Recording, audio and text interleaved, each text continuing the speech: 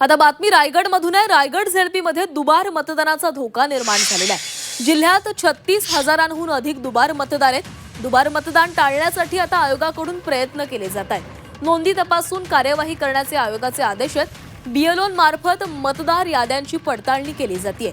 राज्यात नुकत्याच पार पडलेल्या महापालिका निवडणुकीमध्ये दुबार मतदारावरून जोरदार हंगामा झाला असतानाच आता जिल्हा परिषद निवडणुकीमध्ये देखील मतदार यादीत मोठ्या संख्येने दुबार मतदार दिसून आलेले आहेत। रायगड जिल्ह्यातील ग्रामीण भागात 36,528 दुबार नावे समोर आलेली आहेत। राज्य निवडणूक आयोगाने मतदार यादीतील नावांमध्ये पुनरावृत्ती झालेल्या नोंदी तपासून कार्यवाही करण्याचे आदेश दिलेत।